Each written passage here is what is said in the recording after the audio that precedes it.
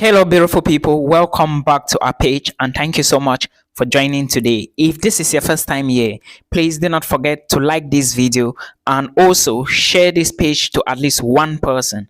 Thank you so much. Do not forget to tell me where you are watching the video from so that I can say hello to you. So today's video, I want to talk about a question somebody asked me, and this question relates to express entry. So if you are an international student and you are looking for study abroad opportunities, I would suggest you listen to me till the end. So the question goes as thus. I'm going to read it out, then I'm going to answer it at the end. The person said, I have two master's degrees from different universities. 1. Do I need a separate application for my evaluation?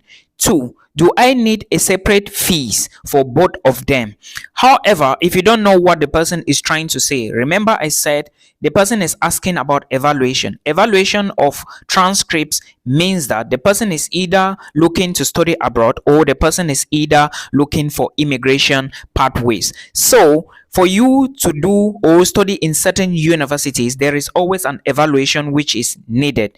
However, if you must migrate abroad using the PR pathway or the express entry route, which you are going to be moving to Canada, especially, or if you want to apply for a job abroad, you need to evaluate your transcript, and you are doing it with everybody or some bodies around the world. Not everybody, but there are some particular organizations abroad in US and Canada that does this evaluation. The most common one we know is WES. Now, if you have two master's degree, depending on the mode you are using or depending on what you want to use the degree from or the transcript for, I would say that you do not need to bother yourself. Now, this is the answer.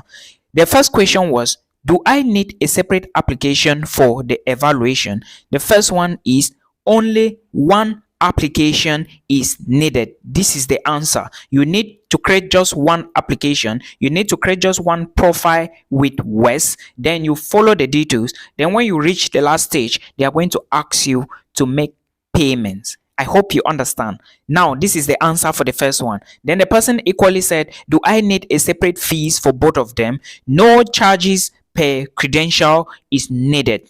Okay, so which means that if you upload all those certificates, they are going to do just one let me say they are going to do just one pair of evaluation. I don't know if you understand, but if you upload two transcripts from two different universities or two different degree programs, bachelor's and master's, they are going to do the evaluation, but you are going to pay just one fee. That is what I'm trying to say. So in case you are attending or you are coming from two different universities, maybe with a master's or PhD, upload them on the WES application or on the WES platform. They are going to do the evaluation, but you are going to pay just one fee. I think, is it $250 or $241? This is Canadian dollars, yeah, not US dollars. I hope you understand. Please, if this is your first time here, please do not forget to like this video and also share this page to at least one person. I'm going to talk about a tourist visa to a study permit. Now, this is what this follower said. She said, Milton, I have applied for a tourist visa to Canada, and after I get my feedback from IRCC, I'm going to reach out to you so you give me an offer letter. Immediately, I knew that this individual does not know how it works. According to her, she wants to convert a tourist visa to a study permit, but she doesn't know what is involved. Now, let me explain to you detailedly. She said she would contact me for me to get her an offer letter, and I quickly realized that she doesn't know that she can only change that visa when she is in Canada. However, if you are new, please, if you get a tourist visa, which is also called a visiting visa to Canada or a conference visa or a tourist, you understand, know that when you move to Canada, there are two possibilities for you to change that visa to be legal after 6 months. What I'm trying to say is you can move from your home country and you live in Canada for 5 months and a half, or let's just say 6 months, and you are legal in Canada with a tourist visa.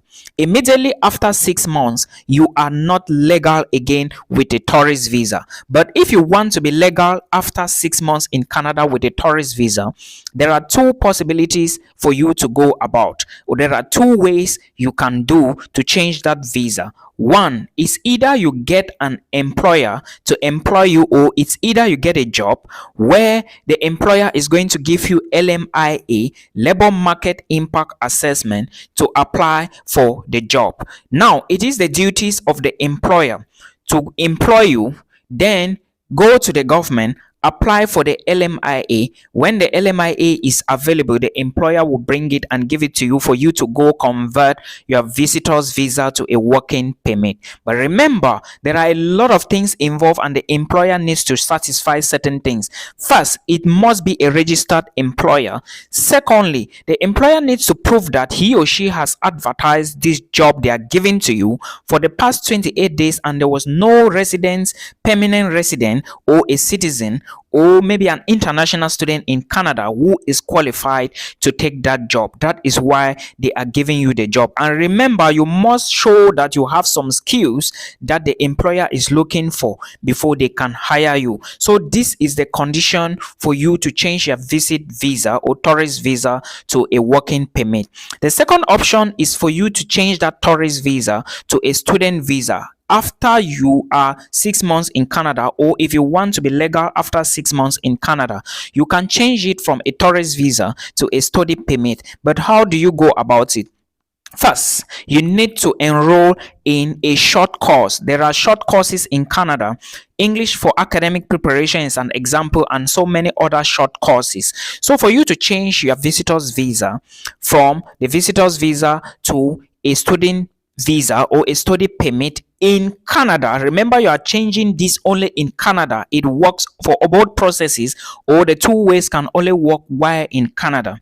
While you are there, you now enroll in a short course. Do the course for 3 months. Remember, you are already 3 months gone out of the 6 months you have. You do it for 3 months, then you apply for a school. When you get admissions, you now start the study permit application process. It is still the same process and the same documents that you were supposed to do, or the same process that if you were in Africa or in your home country you were going to use, and the documents. But now you have to tell the visa officer why you are in Canada as a visitor and you want to study. I hope you understand. So these are some of the things you need to put into consideration when it comes to a study permit from a visitor visa. But remember, it is very costly. All right, the cost involved is huge because you are going to pay for those 3 months courses you are studying. But the track or the path to get a study permit first is a 3 months crash course. You cannot escape this route, and after that you go for visa application. I hope I answered your question and you know what to do now. Only comment where you are watching the video from in the comment section so that I can say hello to you. Thank you. So this follower asked me this question: can I apply for a visa when I have not been given the admissions offer? This question was asked to me on my YouTube channel comment section, and I saw a lot of people going after this commentator. Is it the commenter or comment? No, the commenter. So the person looks like she or he didn't understand how application abroad is. First of all, let me tell you that as an international student who wants to apply for a visa abroad or a study visa, you need what is called an admissions offer letter.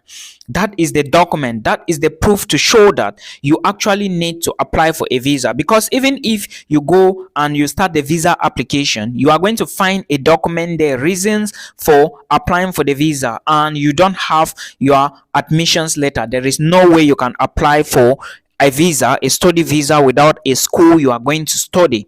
Secondly, those of you going for jobs, there is no way you can apply for a job offer without a working contract from an employer. So you must understand this, like legal job offers. Okay, now this person, I want to address this because this is the second time I have seen this question on my YouTube channel.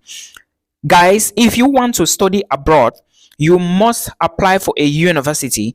Check the university, check the programs, check the tuition fee, check the English language requirements, check the country specific requirements, then you check the application deadlines and the application fee, and of course you apply immediately. When you are given the admissions offer letter, you now have the chance to decide. You may decide to go to the west, or you may decide to move to Europe.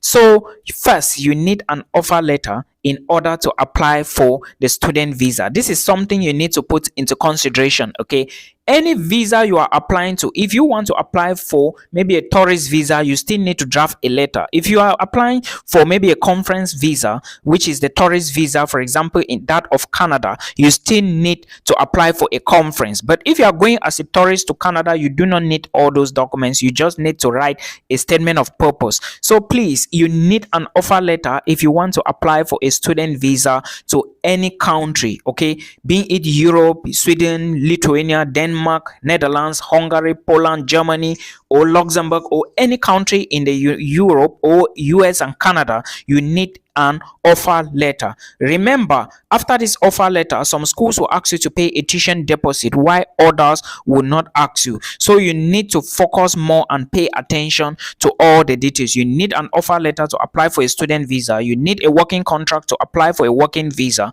You need an invitation letter to apply for a visit visa, especially to most countries in Europe. Then you need maybe a business visa to go, or let me say a business letter, or an offer letter from the business partner to go for a business visa. You need a letter to prove that you are not medically sound if you want to apply for a medical visa to go for medical treatment. You need all proofs of this. So these are some of the things that you need to put into consideration, guys. I understand we do not think all the time, we don't know everything, but again, you need a proof for you to study abroad. All right, and if you must apply for a visa, you need an offer letter. I hope this video helps you.